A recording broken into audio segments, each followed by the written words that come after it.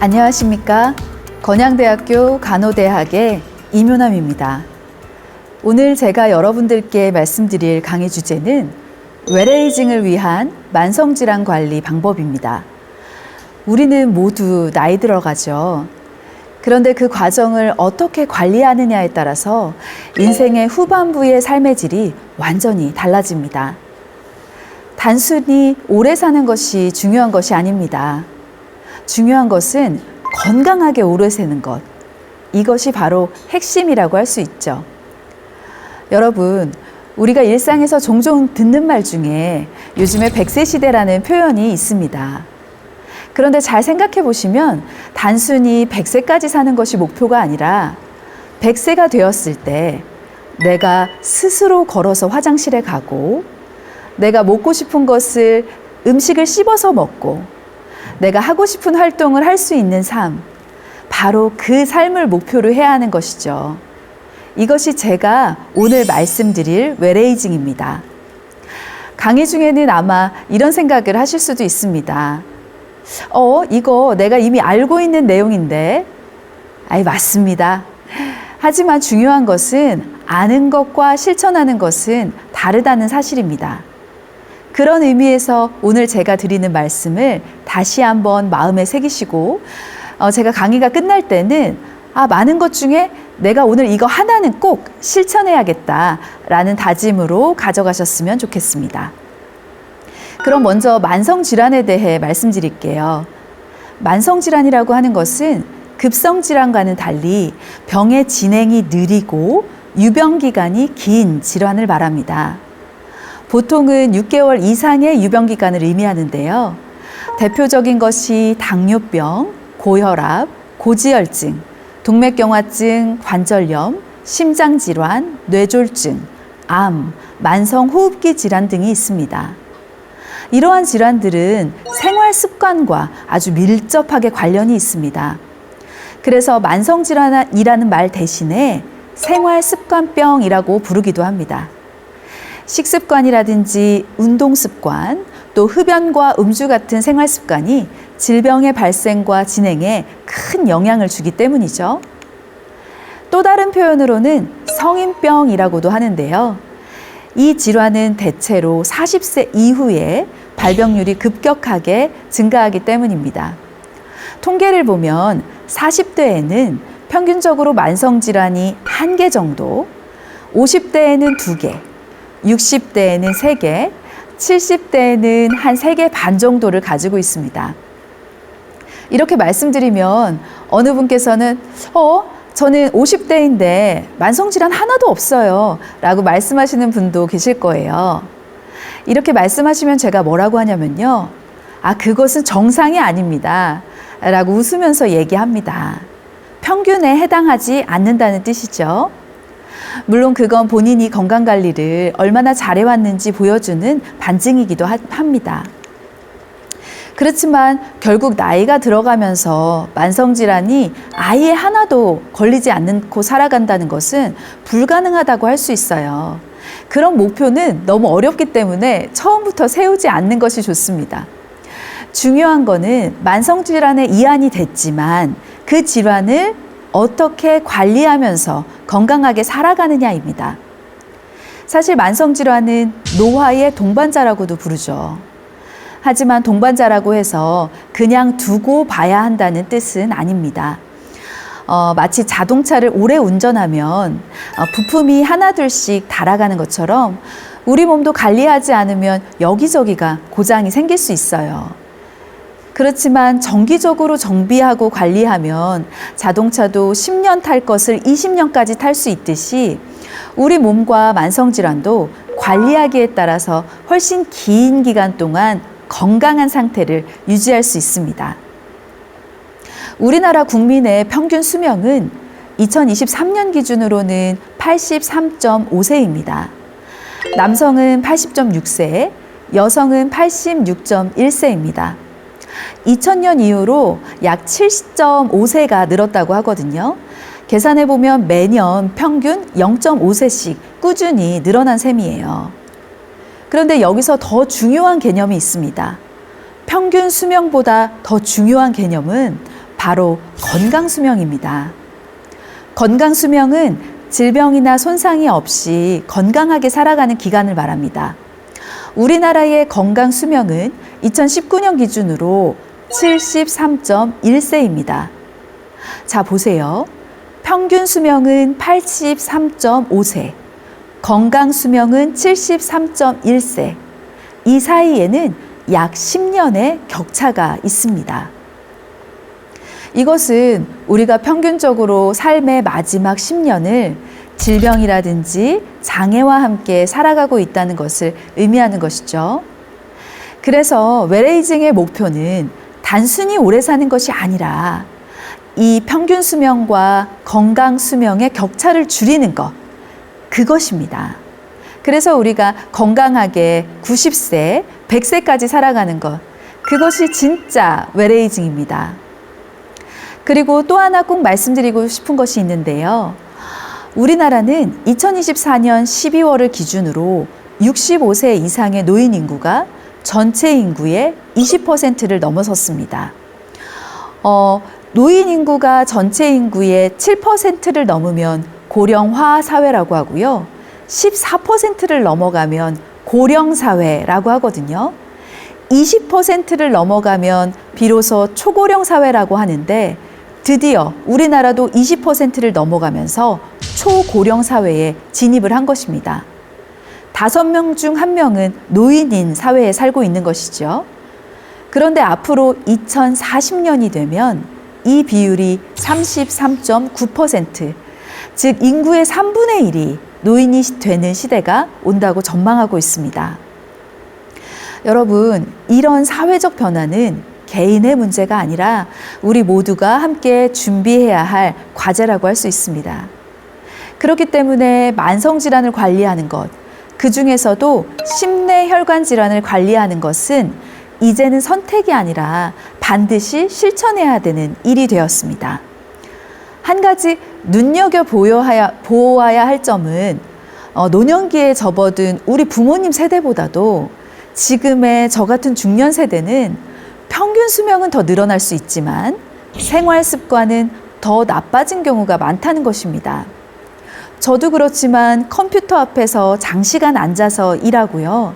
스마트폰 사용으로 인해서 운동량이 줄어들고 있습니다.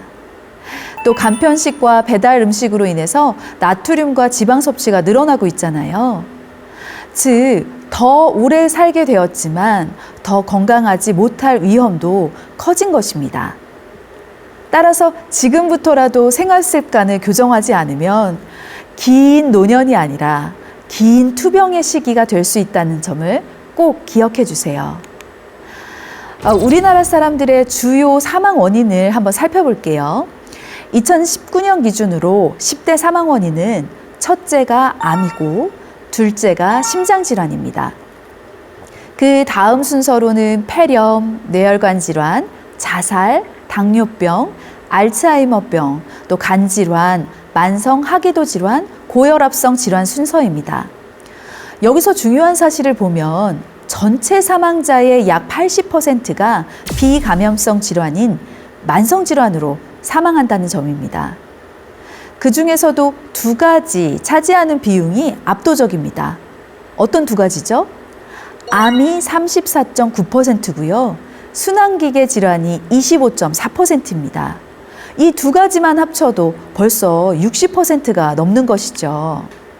즉, 우리는 암과 순환기계 질환만 잘 관리해도 전체 사망자의 60% 이상을 줄일 수 있다는 것을 의미합니다. 그래서 오늘 저는 강의에서 우선순위를 순환기계에 두고자 해요. 심장혈관과 뇌혈관을 묶어서 우리가 심뇌혈관 질환이라고 부르는데요. 사실 심뇌혈관 질환의 관리 방법은 암과 크게 다르지가 않습니다. 결국 생활 습관을 어떻게 관리하느냐가 핵심인 것이지요. 따라서 오늘은 만성질환의 대표 주자인 심뇌혈관 질환과 암을 살펴보고요. 어떻게 하면 예방하고 관리할 수 있을지에 대해서 집중적으로 말씀드릴게요.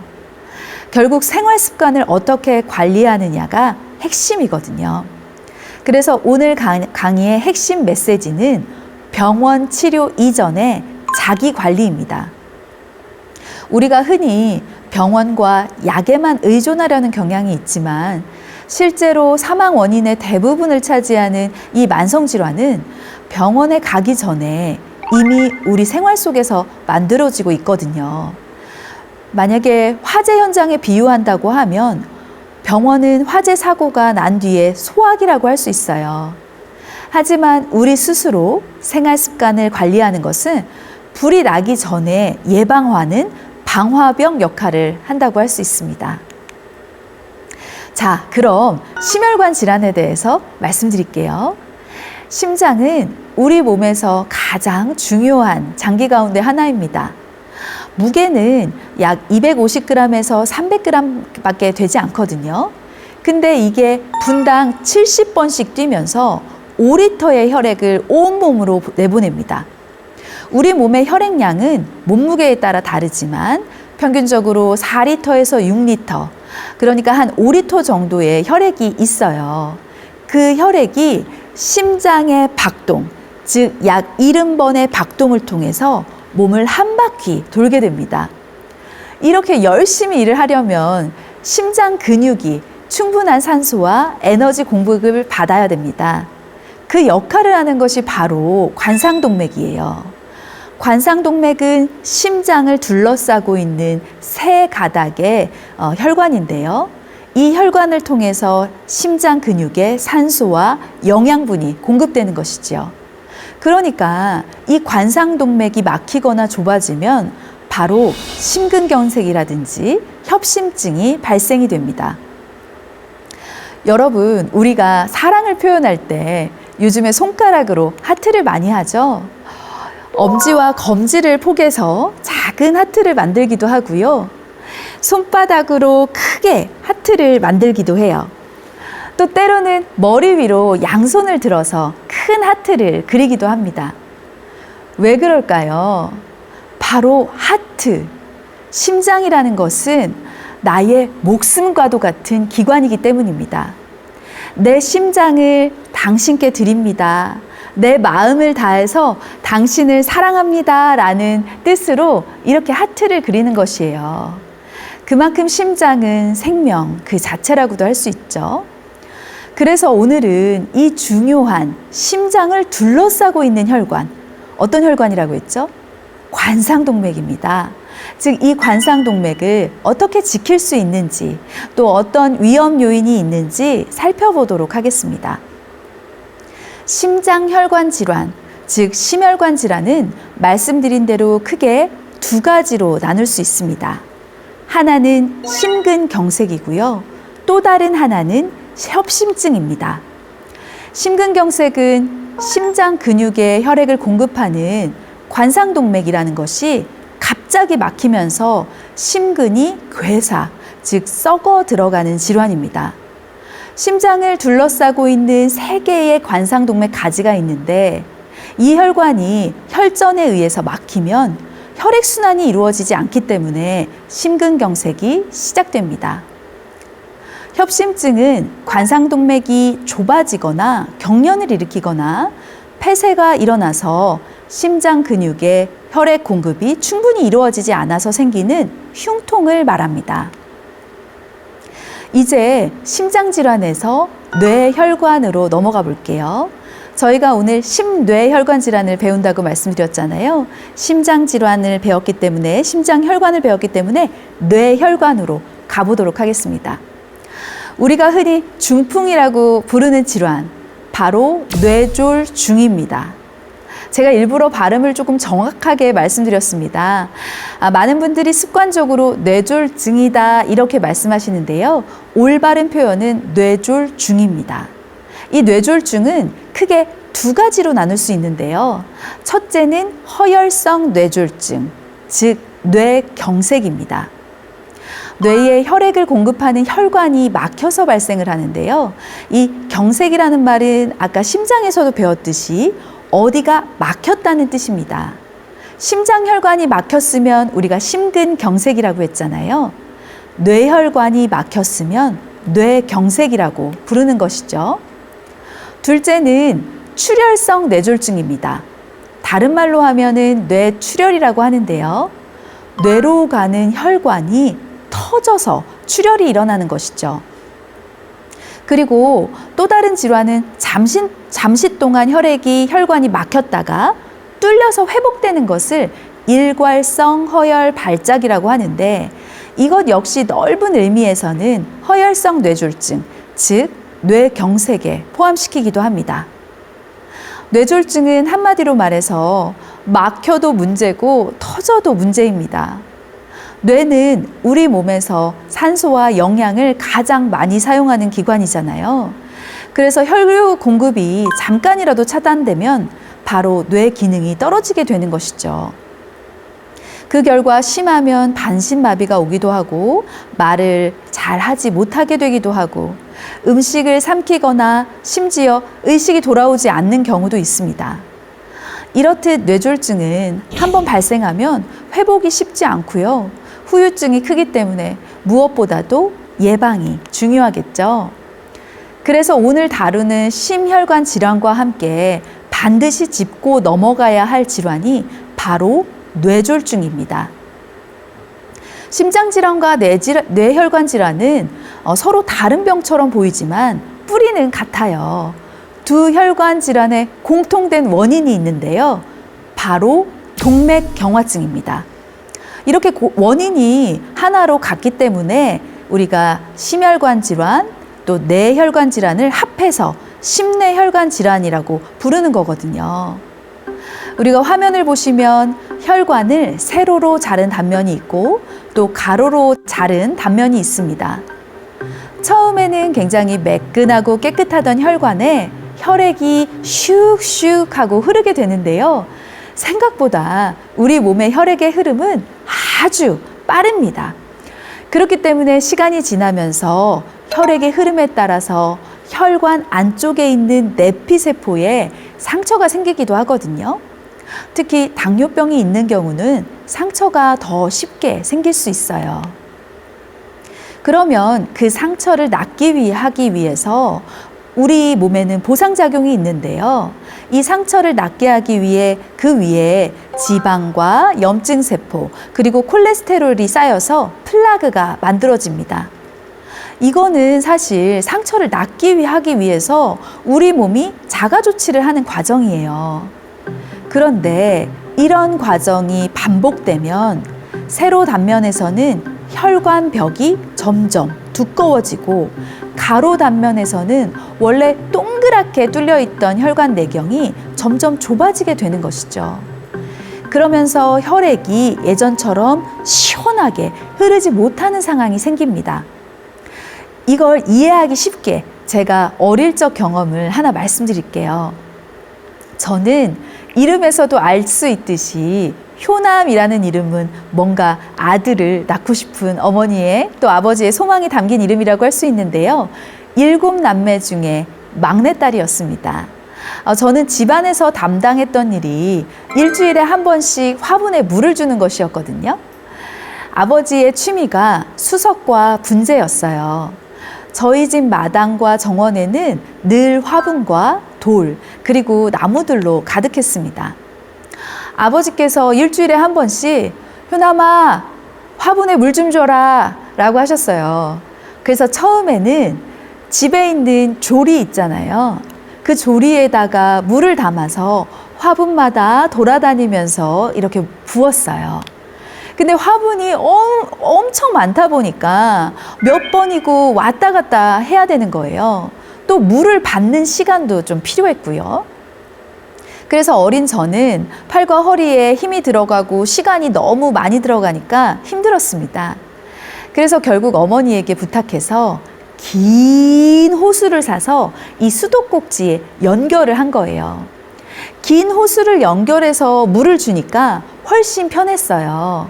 일단 호수를 수도꼭지에 연결을 한 다음에는요, 수돗물을 끝까지 트는 거예요. 끝까지 틀고 긴 호수를 가져가서 화분 앞쪽에 이렇게 주게 되는 거죠, 화분에게. 근데 제가 있는 그 수도꼭지 앞에 있는 화분에는 굵고 부드러운 물줄기가 이 화분 위에 고르게 퍼집니다.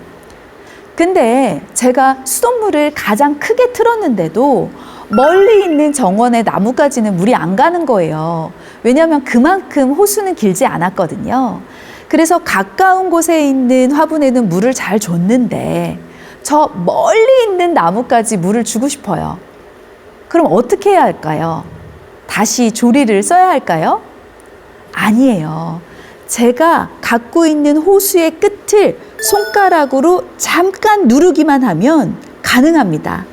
여러분들도 다 경험해 보셨을 거예요. 이 호수의 내경을 좁히면 물줄기가 갑자기 가늘어지지만 속도가 엄청 빨라지면서 멀리 있는 화분까지 시원하게 물을 줄 수가 있습니다. 아까 씩씩하게 씩씩하는 소리로 물을 줬다고 하면 이번에는 쫙 하는 소리를 내면서 시원하게 물줄기가 나오죠. 이때는 물살이 세져서 흙을 파헤치기도 했습니다. 그런데 여기서 중요한 게 두 가지입니다. 첫 번째, 호수가 좁아지면 속도가 확연히 빨라졌다는 점이죠. 제가 수돗물을 더 튼 게 아니에요. 수돗물은 아주 가장 크게 틀어져 있었어요. 수돗물의 양은 같았는데 호수가 좁아지면서 물의 속도가 훨씬 빨라진 것입니다. 혈관도 마찬가지예요. 우리 몸의 혈액의 양은 말씀드렸듯이 몸무게에 따라서는 좀 다르지만 평균적으로 한 5리터 정도 되거든요. 근데 혈관이 좁아지게 되면 같은 양의 피를 온몸에 보내기 위해서 속도가 빨라지고요. 그 빠른 혈류가 혈관벽을 자극하게 되는 것이에요. 혈압이 높아진 상황이라면 그 힘은 더 커지게 되겠죠. 자, 두 번째는 물살이 세지면서 호수 안쪽에 벽에 붙어있던 이물질도 떨어져 나갈 수가 있어요. 설거지가 되는 기분이겠죠? 혈관에서는 플라그 조각이라든지 혈전이 떨어져 나갈 수 있는 것입니다. 이렇게 떨어져 나온 덩어리가 어디로 가느냐에 따라서 결과가 달라지게 됩니다. 이 덩어리가 혈관을 통해 흐르다가 심장을 둘러싸고 있는 관상동맥을 막으면 그것이 심근경색이 되는 거고요. 온몸을 통해 흐르다가 경동맥을 통해서 뇌혈관을 막으면 그것이 뇌경색이 되는 거예요. 또 혈액의 흐름이 너무 세버리면 혈관 벽 자체가 터지면서 뇌출혈을 일으킬 수 있는 것이죠. 결국 내경이 좁아지는 것도 문제지만 좁아지면서 혈류 속도가 빨라지는 것이 더 큰 문제를 만들어냅니다. 또 결국은 이 내경이 점점 좁아지면서 혈관 자체가 폐쇄되기도 하고요. 그리고 혈관벽에 상처가 잘 생기는 원인은 고혈압만이 아닙니다. 아까 말씀드린 대로 당뇨병이 있으면 혈관의 내피세포가 약해져서 작은 충격에도 쉽게 상처가 나게 되거든요. 상처가 잘 생기면 그 자리에 또 상처를 낫게 하기 위해서 플라그가 쌓이고 동맥경화가 더 빨리 진행이 됩니다. 그래서 고혈압과 당뇨병은 동맥경화를 촉진하는 대표적인 원인이 됩니다. 제가 뒤에서는 위험인자를 설명할 예정인데요. 이 설명을 할 때도 두 가지를 반드시 강조하는 이유가 바로 이것입니다. 정리하겠습니다. 혈관은 깨끗할 때는 문제가 없습니다. 하지만 좁아지면 속도가 빨라지고 속도가 빨라지면 혈관 벽에 상처를 내고 플라그를 불안정하게 만들면서 그 조각을 떨어지게 합니다. 이 떨어진 조각은 혈액을 순환하다가 심장의 관상동맥을 막으면 심근경색, 돌아다니다가 뇌혈관을 맞으면 뇌경색, 혈액의 압력에 따라 혈관이 터지면 뇌출혈이 되는 것이죠. 결국 혈압을 낮추고 당뇨를 관리하고 혈관을 튼튼히 지키는 것이 생명을 지키는 일입니다. 동맥경화증의 위험 인자는 크게 두 가지로 나누거든요. 하나는 바꿀 수가 없는 위험 요인이고요. 다른 하나는 바꿀 수가 있는 위험 요인입니다. 저희가 변경이 불가능한 위험 요인 그리고 변경이 가능한 위험 요인이라고도 부르는데요. 이 구분은 의료인들에게 매우 중요해요. 왜냐하면 국가시험에도 자주 출제되는 부분이거든요. 얼마나 중요하면 의료인 국가시험에도 자주 출제가 되겠어요. 의료인에게 중요하다는 사실은 우리 환자분들에게도 중요하다는 사실이기 때문에 여러분들도 꼭 기억해 두셔야 합니다. 그러면 먼저 바꿀 수 없는 위험 요인, 즉 변경이 불가능한 요인을 살펴보겠습니다. 첫 번째는 나이입니다. 우리가 나이보다 젊게 살 수는 있지만 사실 나이 자체를 바꿀 수는 없어요. 남자의 경우는 45살 이상, 여자의 경우는 55살 이상부터 위험이 확 올라가요. 특히 여성의 경우는 생리를 하는 동안에는 여성 호르몬인 에스트로겐 호르몬이 나오는데요. 이 에스트로겐 호르몬이 콜레스테롤을 조정해주는 역할을 하거든요. 아까 혈관에 상처가 있었을 때 그 상처를 낫게 하는 것 중에 콜레스테롤이 탁 달라붙는다고 말씀드렸잖아요. 근데 이 폐경 이후에는 이 여성 호르몬이 줄어들면서 콜레스테롤을 조절하는 기능이 떨어지기 때문에 그 시점부터 위험이 갑자기 높아집니다. 여성들은 보통 50세를 기준으로 해서 폐경이 되거든요. 젊었을 때는 남자가 위험이 더 크지만 폐경, 요즘에는 완경이라고 하는데요. 폐경이 된 이후에는 급격하게 호르몬의 변화가 생기면서 여성이 오히려 남성보다 심혈관 질환의 위험이 더 높아지는 경우가 많습니다. 두 번째 변경이 불가능한 위험 요인은 바로 성별입니다. 말씀드렸듯이 일반적으로는 남자가 여자보다 위험이 더 높아요. 하지만 말씀드린 것처럼 여성은 폐경 이후에 상황이 완전히 달라집니다. 나는 아직 젊은 여자니까 괜찮다 하고 안심해서는 안 돼요. 자, 세 번째는 인종입니다. 통계적으로 백인이 황인종보다 위험 요인이 더 높다고 알려져 있어요. 저희는 백인이 아니라 황인종이기 때문에 안심이다라고 생각할 수 있지만 그렇지 않습니다. 우리 세상은 하나잖아요. 그렇기 때문에 이런 위험 요인이 없다고 해서 스스로 다행이라고 생각하면 안 돼요. 내 가족이 백인이 될 수도 있고 그렇기 때문에 그렇죠. 네 번째 변경이 불가능한 위험 요인은 가족력입니다. 부모님이나 형제 자매 가운데 조기에 심장질환이나 뇌혈관 질환을 앓았던 분이 계시다면 본인도 위험 요인이 높을 수 있습니다. 아버지가 50세 이전에 심근경색을 앓으셨다가 돌아가셨다거나 아니면 어머니가 젊으실 때 뇌졸중을 겪으셨다거나 이러면 자녀에게도 위험 요인이 있다는 뜻이죠. 지금 말씀드린 이 네 가지는 저희가 절대로 바꿀 수 없는 요인이에요. 저희가 부모님을 바꿀 수는 없잖아요. 그렇다고 해서 체념할 필요는 없습니다. 오히려 이런 요인을 가지고 있는 분일수록 뒤에 말씀드릴 바꿀 수 있는 요인, 즉 변경이 가능한 요인인 생활습관 관리에 더 신경을 쓰셔야 합니다. 고혈압, 당뇨병, 고지혈증, 비만, 스트레스와 같은 위험 요인을 우리가 조절할 수가 있기 때문에 반드시 적극적으로 관리해야 하는 것이죠. 자, 이제부터는 변경이 가능한 위험 요인을 말씀드리겠습니다. 변경이 불가능한 것은 그렇다 치고 이제는 우리가 변경이 가능한 것은 적극적으로 변경하면 되는 것이에요.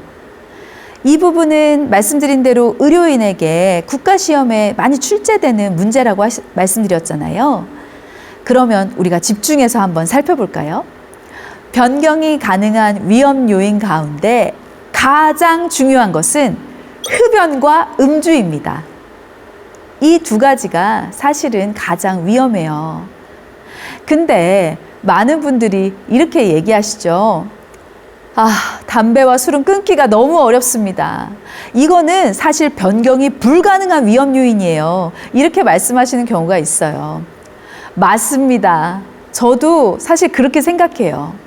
흡연과 음주는 동맥경화의 가장 중요한 위험 요인은 맞지만 동시에 가장 변경하기 어려운 위험 요인인 것도 맞아요.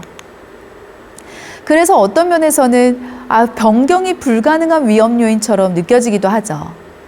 특히 우리나라의 흡연율은 OECD 국가 평균보다 여전히 높은 편이고 음주 문화 또한 사회관계 속에서 아주 강하게 자리 잡고 있잖아요. 그렇기 때문에 단순히 개인의 의지만으로 절주해야지, 금연해야지 했다고 해서 실천하기가 어렵습니다. 그렇기 때문에 국가 차원에서도 금연구역을 지정하고 있고 음주 광고는 제한을 하고 있고요. 또 경고 그림 같은 거, 담배가게 경고 그림 같은 걸 삽입해 놓잖아요. 이런 거 같은 정책적인 개입을 하고 있는 것입니다. 결국 개인적인 노력과 사회적 환경 변화와 함께 같이 가야지만 생활 습관을 개선할 수 있는 것이거든요. 그리고 여기서 꼭 짚고 넘어가야 될 것이 있습니다. 우리가 건강교육을 할 때요. 저도 말씀드릴 건데요. 담배는 끊으셔야 됩니다. 또 술은 줄이셔야 돼요. 그리고 운동하세요. 또 음식 조심해서 드셔야 합니다. 하고 잔소리를 많이 하잖아요. 그런데 어떤 사람에게는 오히려 그게 더 큰 스트레스가 되는 경우가 많아요. 특히 이런 교육을 듣고 이제 집에 가시면 이 문제로 잔소리를 하다가 가족끼리 다퉈가지고 가정 불화가 더 큰 문제가 될 수 있어요. 이것으로 인해서 가정 불화가 생긴다면 이로 인해서 더 큰 문제가 될 수 있다는 거예요. 그러면 어떻게 해야 될까요? 왜냐하면 스트레스를 받잖아요. 그럼 스트레스로 인해서 혈관이 수축을 해요. 말씀드린 대로 혈관이 수축을 하면 혈압이 오르고요. 결국 위험 요인이 더 커지거든요. 그렇기 때문에 위험 요인을 줄이려는 오늘의 교육이 오히려 가족 간의 잔소리로 이어지면서 새로운 위험 요인을 만들 수 있어요. 그래서 저는 이렇게 말합니다. 일단 가족에게 잔소리하지 마시고요. 본인 먼저 잘하세요. 이제 나부터 먼저 잘한다. 이렇게 생각하시면 돼요. 그리고 본인이나 배우자의 술과 담배를 줄이려다가 너무 큰 스트레스를 받으면 그리고 막 서로 싸우고 막 이럴 바에는 차라리 조금씩은 즐겁게 하셔도 됩니다. 라고 말해요. 근데 마지막에는 제가 꼭 이렇게 덧붙입니다. 만성질환이 있는 경우에는 조금씩 하시더라도 결국은 줄이셔야 하고 반드시 끊으셔야 됩니다. 제가 부부싸움 안 하게 한다고 좋은 말을 한다고 해서 또 실천이 어렵다고 해서 정답을 말하지 않을 수는 없으니까요. 흡연은 그만큼 끊기가 어렵지만 우리 삶에 큰 영향을 주고요. 주위 사람에게 간접 흡연에도 영향을 주는 중요한 사실이에요. 자, 이제까지 흡연에 대해서 말씀을 드렸다고 하면 변경이 가능한 또 다른 위험 요인을 말씀드릴게요. 자, 이제 좀 긴장 푸세요. 담배 피우시는 분들 너무 마음이 불편하셨죠? 두 번째 위험 요인은 고지혈증입니다. 혈액 속에 콜레스테롤이 많아지면 혈관 내피세포에 상처가 났을 때 그 자리에 콜레스테롤과 혈소판이 엉겨붙어요. 그것이 플라그가 되고 동맥경화가 진행된다고 이전에 말씀드렸습니다. 나쁜 콜레스테롤인 LDL이 높고 또 좋은 콜레스테롤인 HDL이 낮으면 더 위험해요. 이것은 일부 운동과 식습관으로 좋아질 수가 있어요. 그러나 생활 습관만으로는 조절되지 않은 경우도 있습니다. 이런 경우에는 약을 복용하는 것이 좋습니다. 40대에 제가 평균적으로 1개의 만성질환이 있다고 말씀을 드렸는데요. 40대에 처음으로 만성질환이 하나 생겼다면 그것은 이상지질혈증, 곧 고지혈증일 가능성이 많아요. 그렇기 때문에 저처럼 중년의 사람들은 진료실에서 의사에게 묻는 거예요. 처음으로 만성질환 관련된 약을 막 먹을 수도 있는 것이니까요. 생활 습관을 개선을 해보아도 콜레스테롤 수치의 변화가 없을 때는 의사가 약을 권합니다. 그러면 꼭 그 환자들이 이렇게 말을 하죠. 이 약을 꼭 먹어야 되나요? 부작용은 없나요? 명의로 알려진 이 심장내과의 한 교수님이 이렇게 말씀하셨다고 해요. 아, 반드시 먹어야 됩니다. 이렇게 말씀을 하세요. 단호하게 말씀을 하시는 거죠. 근데 그러면 환자들이 또 되묻습니다. 모든 약에는 부작용이 있잖아요. 이 약에도 부작용 있죠? 맞죠? 그렇죠? 이렇게 묻는 거예요. 이런 질문과 답변이 몇 번을 오가고 나니까 이 심장내과 교수님이 이렇게 답변하셨다고 해요. 굉장히 명의이신 분이시거든요. 그랬더니 의사분이 맞습니다. 환자분 말씀대로 이 약에는 큰 부작용이 있습니다. 이렇게 말씀하셨다고 해요. 그러면은 저 같은 중년의 환자는 그렇죠, 있죠. 어떤 부작용인가요? 어떤 부작용이 있나요? 하고 이제 되묻겠죠. 그랬을 때 이 명의인 그 심장내과 교수님이 그 큰 부작용은 바로 오래 사는 겁니다. 이렇게 말씀하셨다고 해요. 생활 습관 개선이 우선시 되어야 하지만 그래도 개선이 안 된다고 하면 약물 치료를 두려워하지 말아야 합니다. 다음 요인은 고혈압입니다. 정상 혈압이라는 것은 일반적으로 많이 들어보셨을 때 수축기 혈압이 120에 이완기 혈압이 80, 이것을 정상이라고 하죠. 우리가 병원에 가서 혈압을 재면 120에 80 이런 식으로 나오잖아요.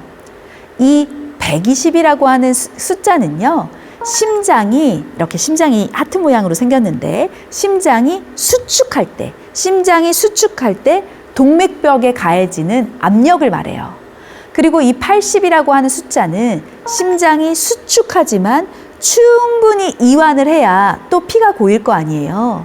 근데 수축할 때 동맥벽에 가해지는 압력이 120이라고 하면 수축하고 채우기 위해 이완을 할 때도 혈액이 흐르게 되거든요. 이 흐르는 압력을 이완기 혈압 80이라고 합니다. 그래서 혈압이 높다고 하는 것은 혈액의 흐름이 전반적으로 빠르고 강하다는 뜻이죠. 혈관의 내벽이 좁아져 있는 상황에서 이렇게 혈류가 빨라지면 혈관벽에 상처가 더 크게 생깁니다. 그런데 문제는 여기서 끝나는 것이 아니잖아요. 실제로 고혈압이나 당뇨병을 진단받고 약을 꾸준히 드시는 비율이 절반 정도밖에 되지 않습니다. 증상이 뚜렷하지 않으니까 괜찮다고 생각을 하는 거예요. 그러나 조용히 진행되다가 어느 날 갑자기 사건으로 나타나게 되는 것이죠. 또 다른 요인은 당뇨병이 있습니다. 당뇨병이 있으면 혈관 내피세포가 약해져서 상처가 잘 생긴다고 했잖아요. 특히 눈의 망막과 콩팥, 발끝과 같은 미세 혈관이 먼저 손상이 됩니다. 당뇨는 작은 혈관뿐만 아니라 큰 혈관에도 문제를 일으키거든요. 고혈압과 함께 동맥경화를 가속화하는 양대 산맥이라고 할 수 있습니다. 이렇게 지금까지 말씀드린 고지혈증, 고혈압, 당뇨병은 약물을 복용하면 동맥경화의 위험성을 낮출 수 있는 변경이 가능한 위험 요인이라고 할 수 있어요. 다음은 운동 부족과 비만입니다. 운동은 어렵게 생각하지 마세요. 중요한 것은 강도이거든요. 숨이 헉헉 찰 정도가 아니라 땀이 살짝 날 정도, 즉 최대 운동 능력의 50에서 60% 강도면 충분합니다. 이것은 어떻게 쉽게 설명하냐면요. 이때 옆 사람하고 대화는 가능하다, 통화는 가능하지만 노래는 부르기 힘든 정도, 이 정도가 한 최대 운동 능력의 50, 60%를 차지해요. 뭐 빨리 걷는다든지 가볍게 달린다든지 수영을 한다든지 이런 운동도 매우 좋고요. 춤도 너무 좋아요. 음악에 맞춰서 즐겁게 몸을 움직이는 것, 이런 것은 스트레스 해소에도 좋거든요. 그리고 생활 속에서도 계단을 오르거나 가까운 거리는 걸어 다니는 거, 이런 운동을 실천할 수가 있습니다. 근데 이제 때로는 관절이 좋지 않아서 걷는 운동 힘든 경우가 있거든요. 여기서 잠깐 앉아서 할 수 있는 실습을 해볼게요. 먼저 가슴을 열어서 심장이 수축과 이완을 충분히 할 수 있도록 합니다. 어떻게 하냐면요. 손을 이렇게 뒤로 뻗고 고개를 돌려주는 거예요. 또는 합장이나 기도를 하는 이런 동작을 한 다음에 내리면서 공간을 넓혀주는 거죠. 이렇게 하면 심장이 좀 편안하게 느껴지기도 해요. 이 운동은 심장뿐 아니라 허리와 목 디스크에도 매우 도움을 줄 수 있습니다. 이제는 다리 운동을 한번 해볼게요. 저처럼 의자에 앉아 계실 때는 장시간 그렇게 앉아 있지 마시고 한쪽 무릎을 들어서 올리고 엄지 발가락을 몸쪽으로 쭉 당깁니다. 자, 반대쪽도 해볼게요. 무릎을 들고요. 엄지발가락을 몸쪽으로 쭉 당기세요. 만약에 이게 잘 된다고 하면 의자를 양손으로 지지하시고요. 양쪽 발을 들어서 쭉 엄지발가락을 몸쪽으로 당겨보세요. 종아리 근육이 펌프처럼 작용해서 아래에 고여있던 피가 심장으로 올라오게 됩니다. 종아리를 제2의 심장이라고 하거든요. 종아리에 충분한 혈액을 심장으로 올려보내면 심장은 일하기가 쉽습니다.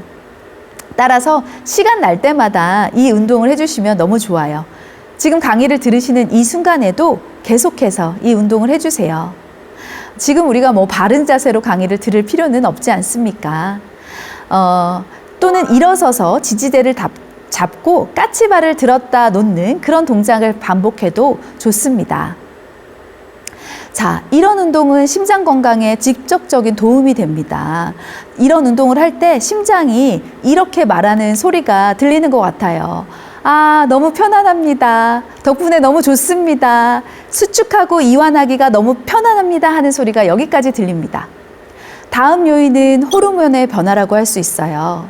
여성은 폐경, 완경이라고 하죠. 그 이후에 호르몬 감소로 인해서 콜레스테롤 조정 능력이 떨어져서 위험 능력이 커질 수가 있습니다. 또한 성격 유형도 위험 요인이 될 수 있는데요.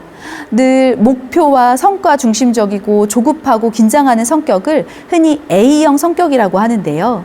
이건 혈액형의 A형이 아니라 성격 유형을 의미하거든요. 해외의 한 병원 의공실에서 흥미로운 연구 결과가 있었습니다. 의공실이라고 하는 부서는 병원에서 사용되는 기계기구를 수리하는 곳인데요. 병원 외래마다 소파가 고장나는 빈도를 조사했더니 심장내과 외래의 소파의 끝부분이 유난히 빨리 닳아서 수리 요청이 자주 들어오는 거예요. 그래서 조사를 해봤는데 외래에 CCTV를 설치해서 조사를 해보니까 이 심장내과의 환자들이 다른 진료과 환자와는 달리 자기 이름을 호명한 것도 아닌데 벌떡 일어났다가 다시 앉고 또 의자 안쪽에 깊숙이 앉는 것이 아니라 의자 끝에 걸터 앉아서 전전긍긍을 하는 그런 순간이 많았던 거예요.